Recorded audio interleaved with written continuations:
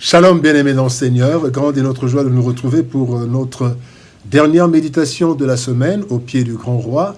Nous sommes le samedi 31 août 2024 et nous vous saluons au nom de notre Seigneur et Sauveur Jésus-Christ. Pour notre dernière méditation de cette semaine, nous allons lire un texte dans l'Évangile selon Jean. Jean 1, le premier verset, Jean 1, 1 nous dit ceci dans la version Louis II.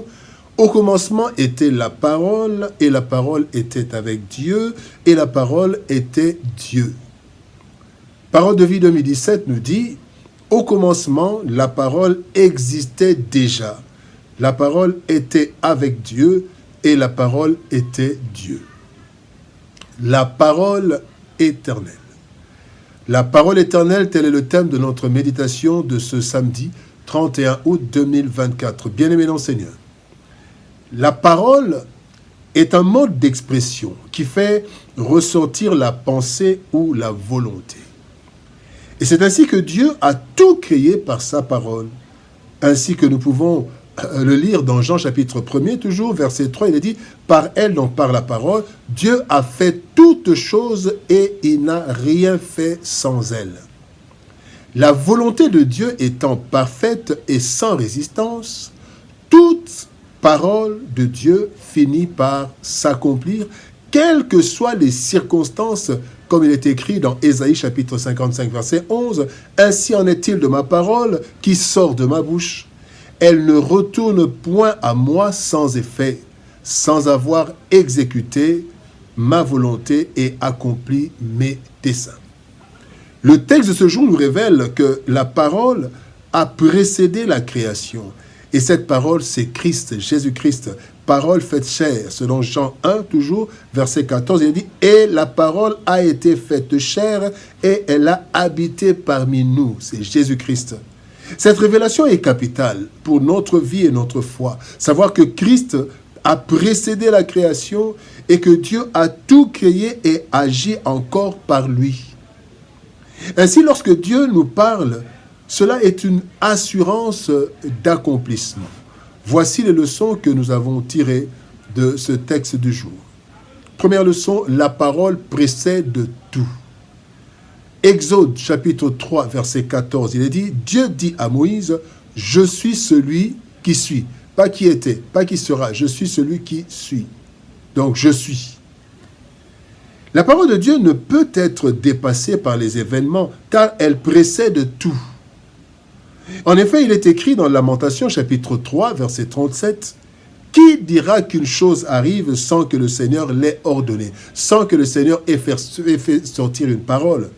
Dieu contrôle tout, et donc, sa parole précède les événements.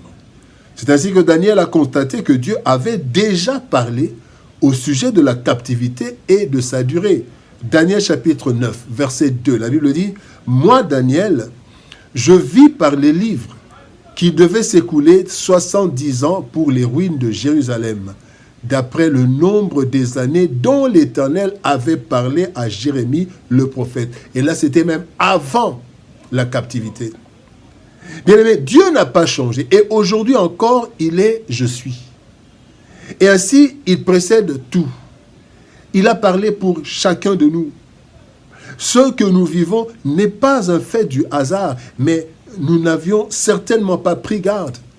Ainsi qu'il est dit dans Job chapitre 33, verset 14, « Dieu parle cependant tantôt d'une manière, tantôt d'une autre, et l'on n'y prend point garde. » La parole précède tout. Deuxième leçon, la parole soutient tout. Hébreux chapitre 1er, verset 3, la Bible dit « Soutenant toutes choses par sa parole puissante. » La parole de Dieu est au début de tout, mais aussi soutient tout le parcours de son accomplissement. C'est ainsi que Dieu dit dans Jérémie chapitre 1er, verset 12, « Et l'Éternel me dit, tu as bien vu, car je veille sur ma parole pour l'exécuter. » Il est au commencement, il parle, et quand il parle, il veille sur l'exécution, sur l'accomplissement de sa parole. Sachant, bien aimé, que ce n'est pas nous qui veillerons sur son accomplissement, sur l'accomplissement de la parole, mais Dieu lui-même. Lorsque nous voyons le parcours de David, nous voyons que David n'a pas forcé les choses. Mais la parole a soutenu ce parcours. Première parole, c'est l'annonce. Actes des Apôtres, chapitre 13, verset 22, qui parle de 1 Samuel 2, 35. Il a dit, « Puis, l'ayant rejeté, il leur suscita pour roi David, auquel il a rendu témoignage, justement dans 1 Samuel 2, 35. J'ai trouvé David, fils d'Isaïe, homme selon mon cœur, qui accomplira toutes mes volontés. » Dans 1 Samuel chapitre 2, verset 35, il est dit, « Je vous trouverai un autre berger, selon mon cœur. » Et c'était de David qui parlait. Là, c'est l'annonce. Deuxième étape, c'est l'onction. Après des années, 1 Samuel 16, 13, il est dit, « Samuel prit la corne d'huile et l'oignit au milieu de ses frères. L'Esprit de l'Éternel saisit David. À partir de ce jour et dans la suite, Samuel se leva et s'en alla à Rama. » Et enfin, l'établissement de David, et c'est toujours cette parole qui avait été annoncée, 2 Samuel chapitre 5 verset 4, la Bible dit, « David était âgé de 30 ans lorsqu'il devint roi, et il régna 40 ans. » Durant ce parcours, bien-aimé, David n'a rien forcé. Et il en a été de même pour Joseph, qui n'a rien forcé. Dieu lui a parlé par des rêves, et en fin de compte, il est arrivé. Donc, bien-aimé, notre Seigneur, la parole de Dieu, non seulement précède de tout, mais la parole de Dieu soutient tout jusqu'à l'accomplissement. Troisième leçon, parole infaillible. Ésaïe 55, verset 11, la Bible dit, « Ainsi en est-il de ma parole qui sort de ma bouche. Elle ne retourne point à moi sans effet, sans avoir exécuté ma volonté et accompli mes desseins. » Bien aimé, nous devons savoir que la parole de Dieu ne faillit jamais, car elle est avec Dieu. Et c'est Dieu lui-même, Jésus-Christ. De ce fait, bien aimé, 6 choses. Première chose, la parole de Dieu exprime la volonté de celui qui connaît tout. Donc quand il parle, il a tenu compte de tout. La parole de Dieu ne sort jamais par hasard ou par contrainte. Le Seigneur parle selon sa volonté, selon ce qu'il veut dire.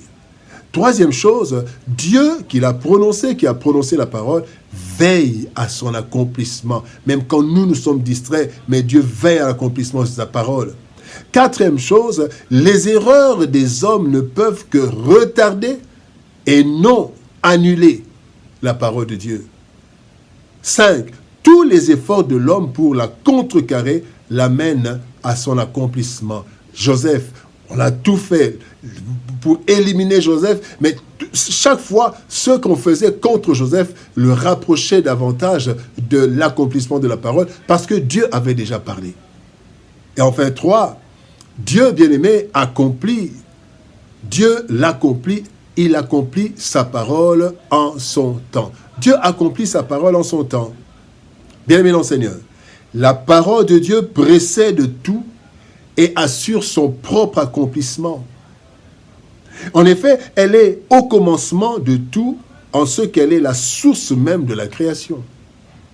Cette parole soutient aussi tout, car elle est Dieu. De sorte que toute parole qui sort de la bouche de Dieu s'accomplit à tout prix.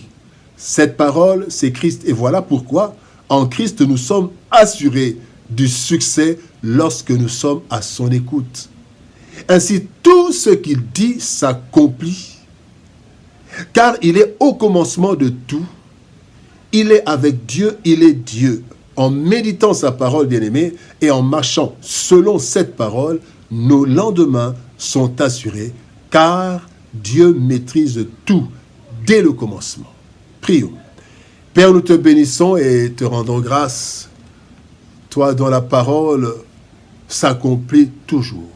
Cette parole, c'est Christ, cette parole, c'est toi, cette parole est avec toi. Et merci parce que c'est notre loi, quand tu décides, quand tu prononces une parole, tu la soutiens jusqu'à son accomplissement.